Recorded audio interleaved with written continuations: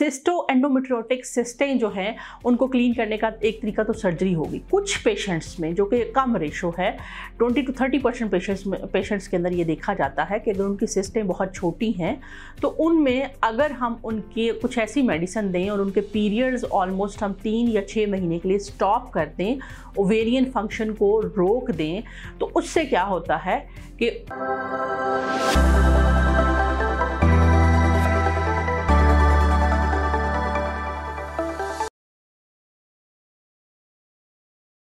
जी अस्सलाम वालेकुम, मैं हूं डॉक्टर नाइला, कंसल्टेंट गायनेकोलॉजिस्ट और इनफर्टिलिटी स्पेशलिस्ट गायनी सॉल्यूशन के फोरम से। आज हम बात करेंगे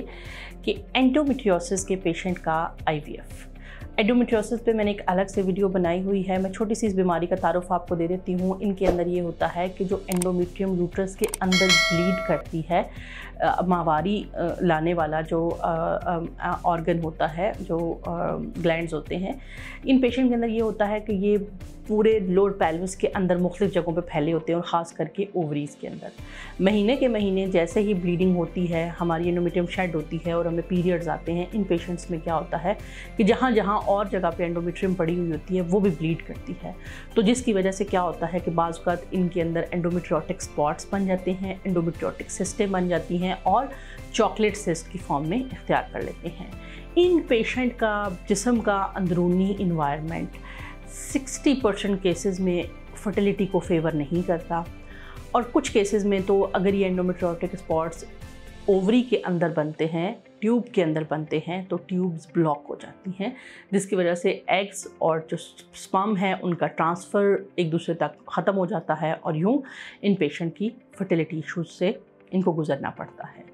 एंडोमेट्रियोसिस के मरीज़ को पीरियड्स के दौरान बहुत शदीद दर्द होती है और इनकी दर्द जो ब्लीडिंग ज़्यादा होती जाती है वो वक़्त के साथ बढ़ती जाती है। उसकी वजह ये होती है कि कुछ ब्लीडिंग इनकी रिवील हो रही है, बाहर आ रही है, लेकिन इंटरनल ब्लीडिंग भी इनको है, तो ये इनका प्राइमरी सिम्टम होता है। कुछ पेशेंट्स को पेन ऐसा जितनी नहीं होती है, लेकिन जब वो स्कैन कराते हैं तो उसके अंदर उनके ओवरी के अंदर चॉकलेट सिस्टें बनी होती हैं, तो वो भी ये बात शो करती हैं कि इनका जो इंटरनल एनवायरनमेंट होता है वो फर्टिलाइजेशन को फेवर नहीं करता, तो जिसकी वजह से इनकी फर्टिलिटी इश्यूज होते हैं। तो अब एंडोमेट्रियोसिस वाले पेशेंट का आईवीएफ, इस पे बहुत ज़्यादा क्वेश्चन आ रहे थे, मेरे क्लिनिक में भी मरीज़ों को बहुत क्वेश्चन थे। अब इसमें क्या होता है कि इनको एंडोमेट्रियोटिक या चॉकलेट सिस्टम बनी होती हैं। अब जब पेशेंट हमारे पास आते हैं और हम उनको कहते हैं कि आपका फ़िलहाल आईवीएफ नहीं किया जा सकता, इनको सिस्टों को हमें ख़त्म करना है। एंडोमेट्रियोटिक सिस्टों को ख़त्म करने का आइडियल तरीका तो ये है कि सर्जरी की जाए, यानी या लेप्रोस्कोपिकली इन सिस्टों को क्लियर किया जाए या फिर मिनी लेप्रोटमी करके ये छोटा सा कट लगा के इन सिस्टों को साफ़ किया जाए। क्यों? क्योंकि जब हम आपको एग स्टिमुलेशन देंगे, आपको अंडे बनने की दवाइयों का आपको प्रोसेस शुरू करेंगे, तो देखा ये गया है कि ये सिस्टें बाज़ औक़ात बहुत बड़ी हो जाती हैं। और दूसरा ये होता है कि अगर बड़ी ना भी हों तो ये क्वालिटी ऑफ एग को ख़राब करती हैं। जहाँ पे एग्स बन रहे हैं तो साथ ही चूँकि सिस्टिक फ्लूइड पड़ा हुआ है तो वो इनके साथ जो है वो इंटरेक्ट करके एग की क्वालिटी को ख़राब करता है। और तीसरा बात ये है कि जब हम एग पिकअप करते हैं तो इतनी बड़ी बड़ी सिस्टें जो है वो एग पिकअप के दौरान रप्चर होने का रिस्क होता है, तो इसलिए सिस्टों के साथ तो आईवीएफ का सोचा ही नहीं जा सकता। उससे पहले हमने इन सिस्टों को क्या करना है,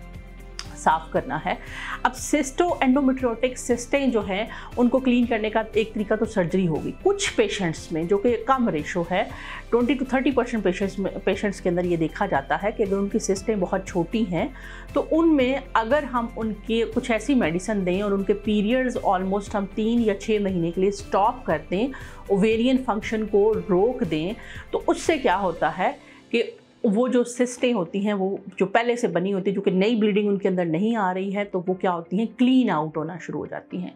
20% पेशेंट्स के अंदर देखा ये गया है कि मुख्तलिफ मेडिसिन्स को जब हम स्टार्ट करते हैं तो उसके साथ ही ये सिस्ट जो होती है वो क्लियर हो जाती है, लेकिन उसके लिए क्राइटेरिया ये है कि सिस्ट जो है वो 2 to 3 सेंटीमीटर से बड़े साइज़ की ना हो।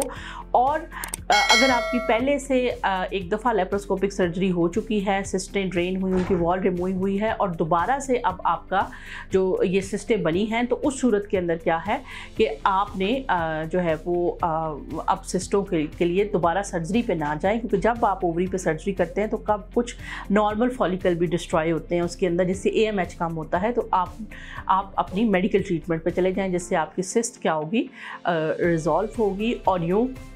इस तरह से क्या होगा कि आपको जो है वो सिस्ट चूँकि क्लियर हो जाएगी तो फिर हम आपको IVF के प्रोसेस के साथ लेके जा सकते हैं। जो बहुत ज़्यादा क्वेश्चन किया जाता है वो ये किया जाता है, क्या एंडोमेट्रियोसिस का सिस्ट रिमूव करने के बाद नेचुरल प्रेगनेंसी की तरफ छोड़ा जा सकता है? तो एक मेरी चीज़ याद रखिए, मैंने जो अपनी एंडोमेट्रियोसिस वाली वीडियो बनाई है उसके अंदर मैंने आपको पूरा गाइड किया है कि एंडोमेट्रियोसिस में जो सिस्ट बनती है, एंडोमेट्रियोटिक सिस्ट, या जो आपके पास चॉकलेट सिस्ट बनती है, वो स्टेज 3 या 4 के ऊपर जाके बनती है। तो दुनिया भर में एंडोमेट्रियोसिस वाले पेशेंट के ऊपर जो ट्रायल किए गए तो उसमें देखा ये गया कि अगर हम इनकी सिस्ट रिमूव करके इनकी ट्यूब्स ओपन भी हैं, अगर इनको हम नेचुरल प्रेगनेंसी के लिए छोड़ देते हैं तो प्रेगनेंसी होने की रेशो बहुत कम है। तो बेहतर ये है कि अगर आप अफोर्ड कर सकते हैं तो आप IVF पे चले जाएं, आप IVF को ऑप्ट करें एंडोमेट्रियोसिस के पेशेंट। लेकिन अगर आपने वेट भी करना है तो एंडोमेट्रियोटिक सिस्ट रिमूव करवाने के बाद 6 महीने से लेके 1 साल से ज़्यादा गैप ना लें। अगर 1 साल तक आपका प्रेगनेंसी नहीं होती है तो बजाय इसके कि वो सिस्टें आपकी फिर से दोबारा बन जाएं, आप प्रॉपर डॉक्टर के साथ लाइजॉन में रहें और जो है वो अपना पूरा फॉलोअप करते रहें, और ताकि आपका फिर टाइमली IVF हो, आपका IVF का टाइम गुजर ना जाए। हमारे यहाँ पेशेंट्स ने क्या किया हुआ है, IVF को एक लास्ट ऑप्शन समझा हुआ है। जब कोई डॉक्टर काम नहीं करता, जब कोई पीर फ़कीर काम नहीं करता, जब कोई हकीम काम नहीं करता, जब कोई कुछ काम नहीं करता, तो ये सबसे बेस्ट ऑप्शन पे तब आते हैं, जिसकी वजह से क्या है कि हमारे यहाँ इनफर्टिलिटी बहुत ही ज़्यादा प्रिवेल कर रही है। टाइमली डिसीजन लें अपने IVF का। IVF खुदा न खास्ता कोई हराम काम नहीं है, इसके ऊपर बाकायदा वो फतवा मौजूद है। मैं हमेशा अपने मरीज़ों को कहती हूँ कि अगर आपके जिस्म में इंसुलिन नहीं बन रही तो आप बाहर से इंसुलिन लेते हैं ना, तो अगर आपकी नॉर्मल बॉडी जो है वो फर्टिलिटी नहीं वो कर रही तो आप इसमें असिस्टेड रिप्रोडक्टिव टेक्निक्स का सहारा ले सकते हैं। उम्मीद है वीडियो आपको पसंद आई होगी। मिलते हैं इंशाल्लाह नेक्स्ट किसी वीडियो में, तब तक के लिए अल्लाह हाफ़िज़।